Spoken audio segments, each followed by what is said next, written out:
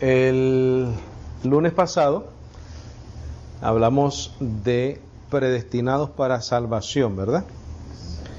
Y lo hicimos específicamente para contestar la pregunta que si todos los niños que morían iban al cielo. De ninguna manera el tema debe de causar ningún tipo de división, ningún tipo de controversia, ningún tipo de motivo para nosotros ser descartados como un ministerio de sana doctrina, y tampoco para descartar a otros como predicadores y maestros de sana doctrina. Sencillamente fue un tema que surgió en el internet y sencillamente pues lo que hicimos fue escudriñar el tema, ¿verdad? Eso fue lo único que hicimos.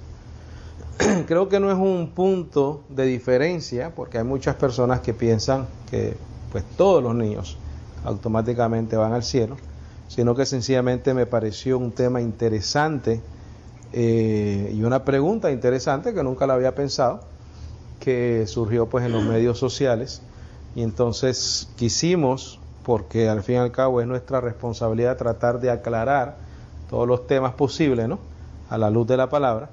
Entonces quisimos aclarar ese tema y teníamos que poner el fundamento, que era la predestinación.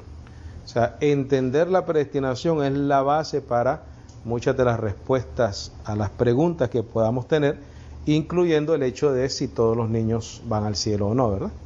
Entonces, es mi entendimiento del Evangelio de que obviamente no, porque el apóstol Pablo pues dijo que habían hombres malos y perversos, ¿no?, que no era de todos la fe. Y uno es predestinado desde que nace hasta que muere, y uno es descartado desde que nace hasta que muere. Nosotros no tenemos ningún conflicto con eso, porque entendemos la predestinación y porque no estamos aferrados a una carne que acabe de cumplir 2 años, 3 años, 5 años. Sigue siendo una carne, ¿no? Bueno, eran inocentes, pero estaba en una condición de pecado, ¿no? Nosotros lo miramos por la palabra, que la prueba está de que todo el mundo muere, todo ser humano muere. Y esa es la prueba de que todo ser humano está bajo pecado y nace bajo pecado. Y una de las cosas que se dijo en los medios sociales, que es lo que acaba de decir la hermana Ruth, que los niños nacen puros y santos. Entonces tenemos que quitar Romanos 5, ¿verdad? De ahí, donde dice que por la desobediencia de un hombre entró el pecado, y por el pecado la muerte. Y la muerte pasó a todos los hombres por cuanto todos pecaron. Entonces tendríamos que quitar ese versículo bíblico de la Biblia, cosa que es algo imposible de hacer. Nosotros ni los adultos sabemos quiénes son predestinados o no. A lo mejor en el momento actual, presente, no vemos evidencia de que esa persona es predestinada, pero nosotros tuvimos en ese momento también. Nosotros tuvimos un momento en nuestra vida donde no presentamos evidencia de que éramos predestinados para el Evangelio. Entonces, la función de nosotros, y siempre lo hemos repetido, y siempre lo he repetido hasta el cansancio, y lo voy a seguir haciendo, estamos llamados solamente a sembrar, ¿verdad? Uno siembra, otro riega, y el crecimiento lo da Dios. Entonces, aún entre los adultos, cuando nosotros enseñamos y predicamos, si una persona no da evidencia de ser hijo de Dios, no quiere decir que eso no se va a manifestar en el futuro. Puede manifestarse en el futuro. ¿Cómo puede que no? Pero no es nuestra función ni nuestra labor, nada de eso, juzgar eso. Correcto. Igual con los niños, o sea, nosotros no sabemos quién.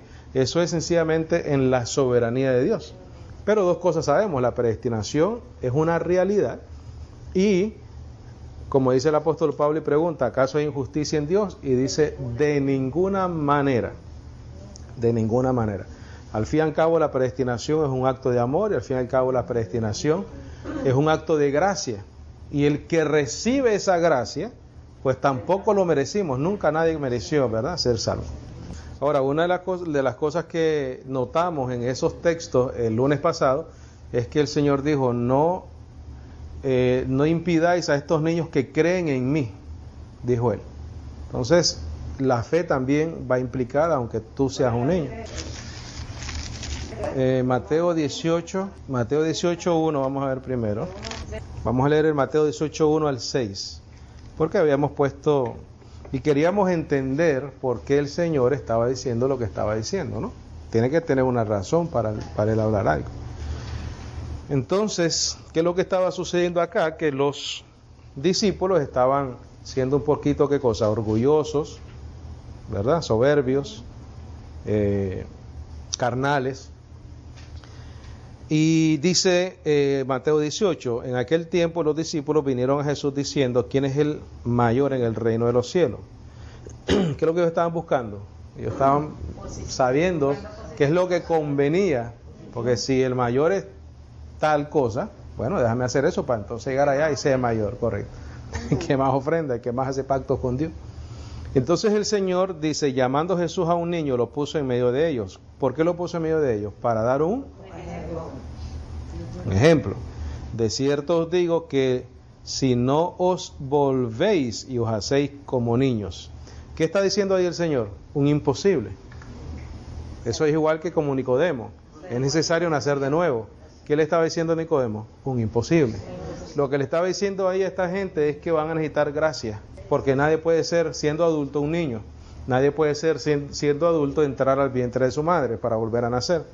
Y entonces el Señor le dice, mira, si os volvéis y os hacéis como niños, por más que nosotros tratemos, una persona adulta como nosotros, de tratar de ser inocentes como un niño, ¿lo podemos lograr? Podemos ser, y podemos tratar, ¿verdad? Podemos proponernos, correcto, no ser maliciosos y tratar de ser ingenuos como un niño, o tratar de tener una reacción diferente a como reaccionábamos antes en cuanto al pecado se refiere, y sencillamente tener la humildad necesaria para rechazarlo, ¿verdad? Y decir, ¿tú sabes qué? No, y ya. Pero volvernos como un niño realmente, esa inocencia que tiene un niño, eso es imposible. Entonces el Señor les está diciendo, mira, te voy a decir algo que es imposible para que tú hagas. Tienes que ser un niño otra vez.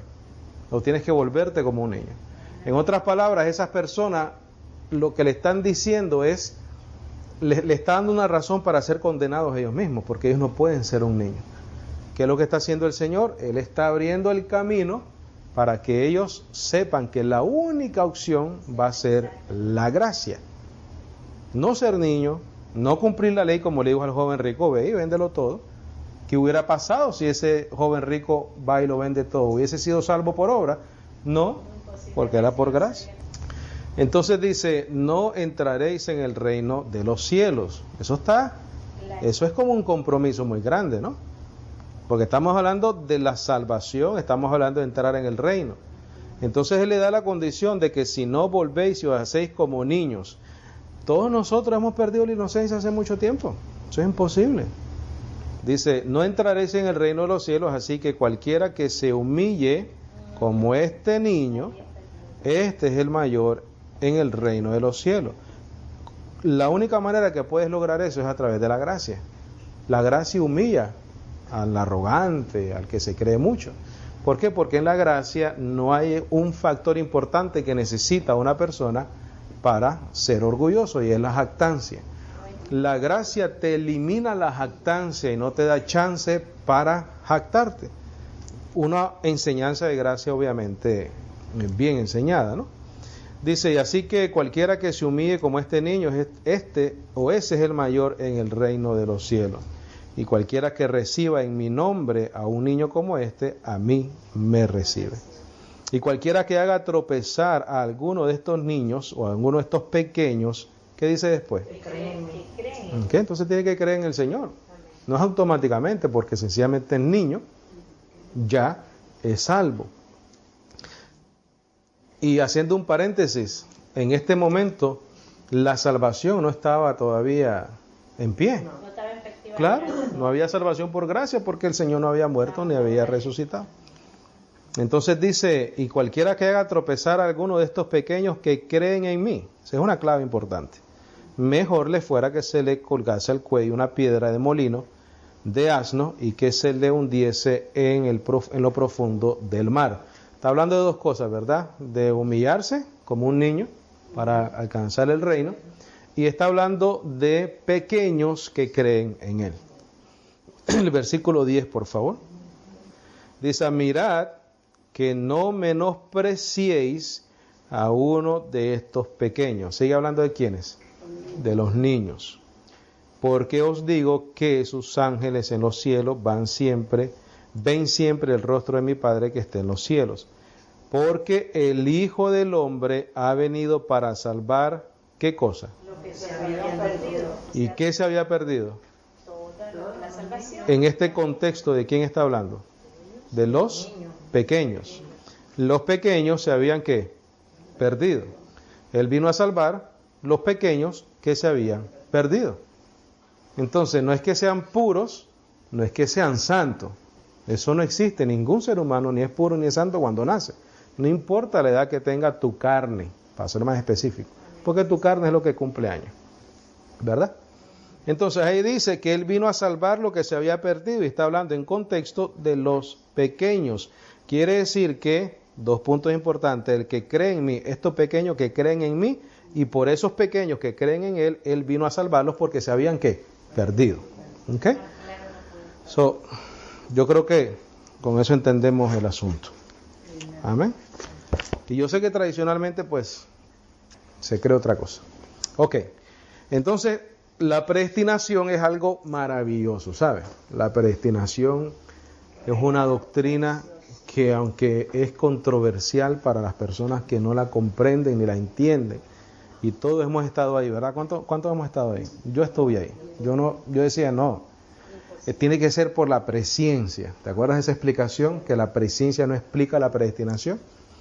Entonces la predestinación es algo maravilloso. La predestinación, cuando nosotros la creemos, la entendemos y sencillamente la aceptamos como un acto soberano de Dios, te causa un gozo y una felicidad maravillosa, por el simple hecho de que cuando tienes el conocimiento de la predestinación, te das cuenta que eso para lo cual fuiste predestinado, nunca nos lo merecimos. Nunca. Y tampoco nunca podemos hacer nada para merecernos para lo cual fuimos predestinados. ¿Para qué fuimos predestinados? Entre otras cosas, para conocer a Dios. Solamente esa frase, ponte a pensar. Fuimos predestinados desde antes de la fundación del mundo para conocer al ser más poderoso que existe en la vida. Y fuimos predestinados para que Dios mostrara en nosotros su gracia. La gracia es un don que no merecido. Nosotros no nos merecemos eso. Pero entonces ahora nos ponemos a pensar una realidad bíblica que fuimos predestinados para que Dios mostrara en seres humanos imperfectos la gracia, para salvarnos, para glorificarse en nosotros.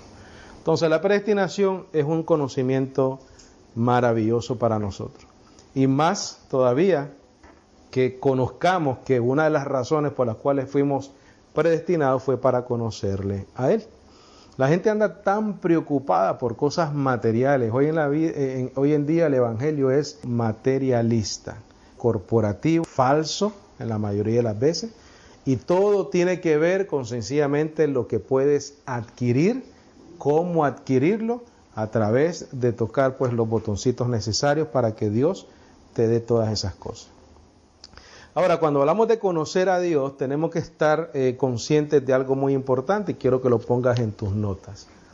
Y esto lo dijimos un lunes de esto. La manera principal de mostrar la existencia de Dios es por la existencia de la Biblia. La manera principal de mostrar la existencia de Dios es por la existencia de la palabra. Yo sé que el universo está ahí y muestra la obra de las manos de Dios, ¿verdad? Cuando tú ves al cielo, tú dices, no, es imposible que eso sea creado solo. Tiene que haber un arquitecto del universo, ¿verdad? Podemos decir que todas esas cosas son evidencias que tiene que ser un ser superior, ¿verdad? Para que con su poder y con su sabiduría, pues haga cuerpos como los de nosotros y haga un universo, ¿verdad? Como el que existe, los planetas, cosmos, todo. Pero si no existe la Biblia, no sabemos quién hizo todo eso. Miraríamos y dijéramos, tiene que haber un ser supremo. Ahora, ¿quién es ese ser supremo? Lo revela la Escritura. No hay nada en esta tierra más importante que un libro llamado Biblia, con 66 libros escritos. Porque si no fuese por la Biblia, nadie supiera quién es Dios. Todo fuese a la imaginación de cada quien. Por eso es que existen tantas religiones paganas, porque no se someten a la revelación que Dios hizo a través de la Escritura. Entonces, si la Biblia es un libro, una información, quiere decir que a través del conocimiento de esa Biblia, de esos libros, es que conocemos a Dios. Por lo tanto, la manera de conocer a Dios es conociendo la palabra, sabiendo qué dice la Escritura. Vamos a ir a Juan 17:3, por favor.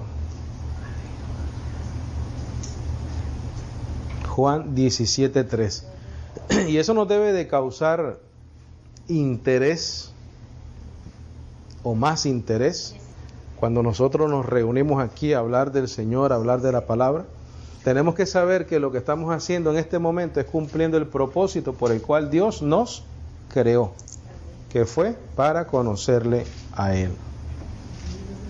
Y esa es la razón por la cual nos predestinó para conocerle a Él. Pudiéramos decir que este momento, que estamos aquí nosotros sentaditos con este libro en mano, ya había sido escogido, preparado y predestinado desde antes de la fundación del mundo, para que nosotros conociésemos al Dios que nos creó, al Dios que nos salvó, al Dios que nos redimió, al Dios que nos santificó, ¿verdad? ¿Estamos ahí? Y esta es la vida eterna, que te conozcan a ti, el único Dios verdadero. Si nosotros no estuviésemos leyendo eso ahorita mismo, no conociéramos quién es el único Dios verdadero. Estuviéramos diciendo que es el sol, la luna, el dios Júpiter, la diosa fulana, ¿verdad? Tuviéramos un paganismo en su máxima expresión. Pero lo que detiene la mentira y lo que hace prevalecer la verdad de Dios es la Escritura, la Biblia. No hay nada más importante que la palabra. En este momento nosotros nos estamos dando cuenta que la vida eterna es a través de un conocimiento y es del único Dios verdadero. Ahora fíjate, ahí hay una coma. Dice, ¿y a quién? Y a Jesucristo, a quien has enviado. La vida eterna es conocer a Dios y a Jesucristo, o sea, su manifestación en carne, porque Él fue enviado por Dios. Vamos a ir a Jeremías 9:23. ¿Estamos ahí? Sí. Dice, así dice o dijo el Señor, no se alabe el sabio en su sabiduría. Podemos decir, sin ningún problema, en su sabiduría humana. Porque en Corintios el apóstol Pablo dice que no fue con palabra de sabiduría, ¿verdad? Sino con poder, y el poder es el Evangelio.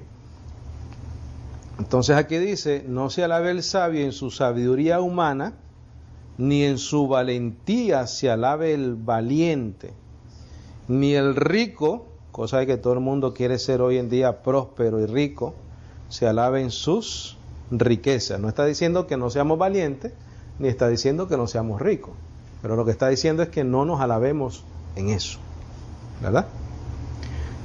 Dice, mas alábese en esto el que se hubiere de alabar. ¿En qué? En entenderme y conocerme, que soy el Señor, que hago misericordia, juicio y justicia en la tierra, porque estas cosas quiero, dice el Señor. Entonces, si nosotros nos vamos a alabar de una cosa. ¿Qué cosa es? Conocerle y entenderle. ¿Cómo podemos lograr eso? A través del conocimiento de la revelación del Evangelio. Esa es la manera de conocer a Dios. ¿Y eso qué nos trae? Mira, eso nos trae gozo, nos trae paz, nos trae seguridad, nos trae contentamiento, porque sabemos que Dios nos provee todo lo que necesitamos, etcétera, ¿verdad? Vamos a ir a Oseas 6:6, por favor. Mira qué bonito lo que dice acá. Y poderoso a la vez, ¿verdad? Dice, porque misericordia quiero y no sacrificio, y conocimiento de Dios más que holocausto.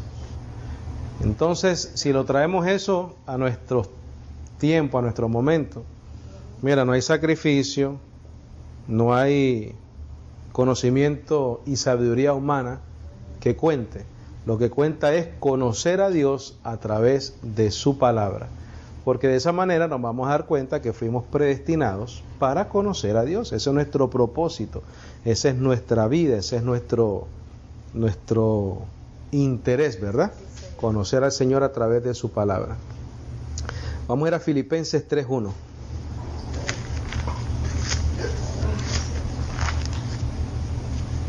Cuando estés leyendo la Biblia y estudiando y meditando, tienes que saber que ese es el propósito para el cual Dios te predestinó. Y tienes que saber que cuando le estás leyendo su evangelio, es porque Él quiere. Y mira, y Él escogió ese momento desde antes de la fundación del mundo, para que cuando leyeses, por ejemplo, Efesios 1:3, bendito sea el Dios y Padre de nuestro Señor Jesucristo. Ese fue el propósito por el cual Él te escogió. Filipenses 3:1.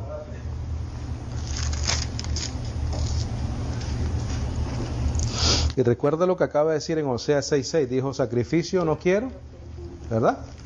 Ni holocaustos te agradaron, sino el conocimiento de Dios. Aquí dice, por lo demás, hermanos, gozaos en el Señor. A mí no me es molesto el escribiros las mismas cosas y para vosotros es seguros. Guardaos de los perros, guardaos de los malos obreros, guardaos de los mutiladores del cuerpo. ¿Qué es eso? ¿Qué describe eso? La obra que estaba diciendo en Oseas que no quería. Él quería otra cosa. Él quería conocimiento de Dios, no obras, no es sacrificio. Que es lo que está el apóstol Pablo escribiendo cuando dice perros, guardados de los malos obreros, guardados de los mutiladores del cuerpo, de los judaizantes o de los judíos. Porque ellos querían circuncidar a la gente, ¿verdad? Circuncidar a la gente. Y aquí te lo dice en el 3, porque nosotros somos la circuncisión, los que en espíritu servimos a Dios y no gloriamos en Cristo Jesús, no teniendo confianza en la carne. Eso es lo que dijo Oseas. No quiero sacrificio ni holocaustos. Dice, aunque yo tengo también de qué confiar en la carne, si alguno piensa que tiene de qué confiar en la carne, yo más, circuncidado el 8º día, del linaje de Israel, de la tribu de Benjamín, hebreo de hebreos en cuanto a la ley, fariseo en cuanto a celo, perseguidor de la iglesia, en cuanto a la justicia que es en la ley, irreprensible. Pero cuántas cosas eran para mí ganancia, las he estimado como pérdida por amor de Cristo. ¿Por qué? Porque Él fue predestinado para conocer a Dios. No para conocer a Dios a través de un pacto deficiente, como fue el pacto de la ley, que nunca tuvo el propósito de salvar a nadie, sino a través del conocimiento del Hijo de Dios. Mira lo que dice el versículo 7. Pero cuántas cosas eran para mí ganancia, las he estimado como pérdida por amor de Cristo. Y ciertamente aún estimo todas las cosas como pérdida por la excelencia ¿de qué?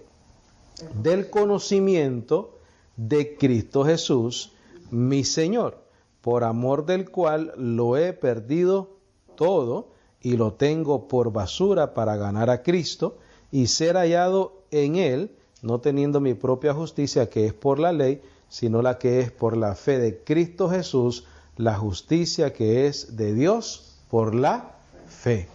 Si nosotros no tuviésemos la Biblia, la palabra del Señor, nosotros no conociésemos esta verdad que acabamos de leer. Nosotros no conociésemos que a través de la fe, la justicia de Dios se aplica a nuestras vidas. Estuviéramos adorando a cualquier otra cosa que nuestra imaginación nos hubiese creado. pero entonces no estuviéramos disfrutando el hecho de que fuimos predestinados para conocer a Dios. Colosenses 3:10, por favor. ¿Estamos ahí? Y revestidos del nuevo, el cual, conforme a la imagen del que lo creó, se va renovando ¿hasta qué? Hasta el conocimiento pleno. ¿Conocimiento de qué? Tiene que existir una fuente, ¿verdad? De conocimiento. Y eso es la palabra del Señor. Porque no hay otra manera de mostrar la existencia de Dios. No hay otra manera de entender para qué fuimos predestinados si no tenemos una fuente de información. Y esa fuente de información es la Biblia. La palabra del Señor es lo más importante que existe para un cristiano. De esa manera y únicamente de esa manera nosotros podemos honrar a Dios, porque entonces sabemos lo que Él nos reveló. Irnos fuera de la palabra, bendecidos, es sencillamente tomar un riesgo muy grande y entrar en herejías, apostasías, inventos de hombres. Todo tiene que estar conforme al contexto del Evangelio, no solamente coger un versículo, ¿verdad?, y apoyar una sabiduría humana. Vamos a ir a Efesios y ahí vamos a terminar. Predestinados para conocer a Dios. Qué tremendo, ¿verdad? Efesios 4:11. Efesios 4:11.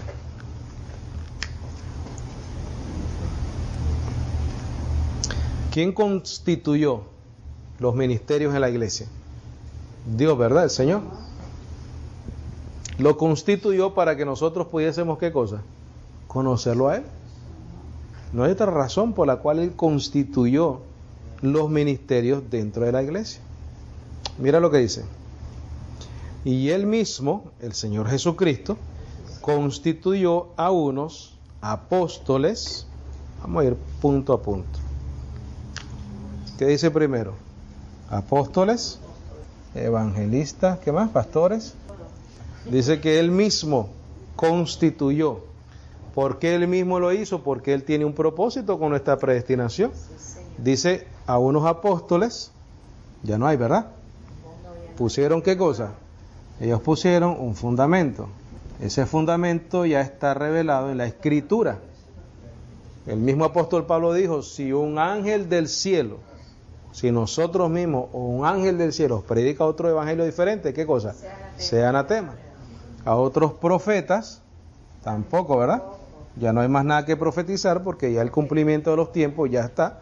Entonces hoy en día Dios usa evangelistas, pastores y maestros. Usa evangelistas, pastores y maestros que edifiquen sobre el evangelio de la gracia. Lo que ya está revelado en la Biblia.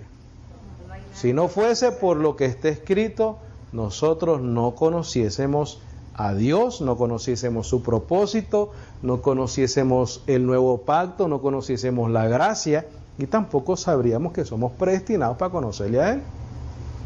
Entonces, si Él lo estableció de esa manera, nosotros nos damos cuenta fácilmente por qué el Señor y para qué el Señor nos predestinó. Entonces dice el 11 otra vez, y Él mismo constituyó a unos apóstoles.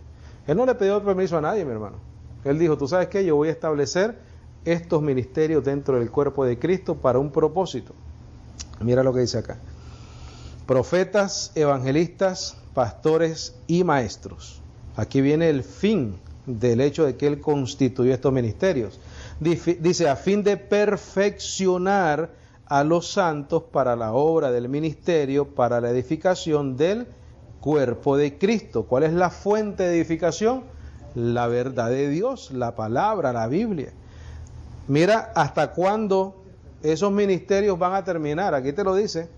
Dice, hasta que todos lleguemos a la unidad de la fe y del conocimiento del Hijo de Dios, a un varón perfecto. ¿Eso qué quiere decir? Transformación a la medida de la estatura de la plenitud de Cristo. En la carne nosotros nunca vamos a llegar a la plenitud de Cristo. En la carne nunca vamos a llegar a la medida del varón perfecto. Por eso es que los ministerios continúan, ¿qué cosa? Edificándote y edificándote y alimentándote. ¿En qué momento tú llegas a la plenitud de Cristo? Hasta la transformación, cuando recibas un cuerpo tal y como tiene el Señor, ¿verdad? Fíjate lo que te dice aquí, a la medida de la estatura de la plenitud de Cristo. La plenitud de Cristo hoy en día, ¿cómo es? No es como un cuerpo como el tuyo y el mío, es un cuerpo glorificado, resucitado, un cuerpo equivalente al resultado de haber vencido, ¿qué cosa? La muerte. Entonces, mientras no lleguemos ahí, el maestro, el pastor y el evangelista tienen que continuar edificando a la iglesia sobre el fundamento de la gracia. ¿Por qué? Porque estamos en carne, ¿verdad?, de debilidad. Versículo 14 dice, para que ya no seamos niños fluctuantes llevados por doquiera de todo viento de doctrina. ¿Qué es una doctrina? Un conocimiento. Por estratagema de hombres que para engañar emplean con astucia las artimañas del error, sino que siguiendo la verdad en amor, crezcamos en todo en aquel que es la cabeza, esto es Cristo, de quien todo el cuerpo, bien concertado y unido entre sí, por todas las coyunturas que se ayudan mutuamente, según la actividad propia de cada miembro, recibe su crecimiento para ir edificándose en amor. No podemos conocer el amor si no conocemos la gracia. No podemos conocer el perdón si no conocemos la gracia. No podemos conocer el verdadero agradecimiento si no conocemos la gracia.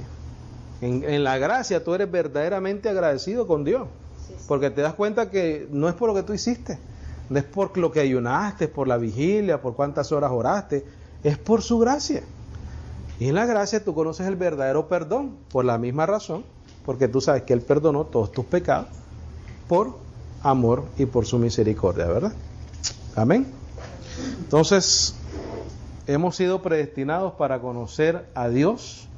Es por eso que cuando nosotros estamos aquí sentaditos, estamos fácilmente siendo testigos de lo que Dios escogió desde antes de la fundación del mundo.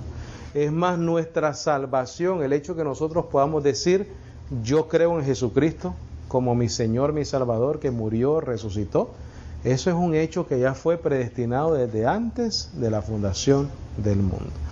La predestinación es una realidad y un hecho maravilloso. En uno de los puntos principales que pusimos el lunes pasado, uno de los puntos era que la predestinación es un acto ¿de qué?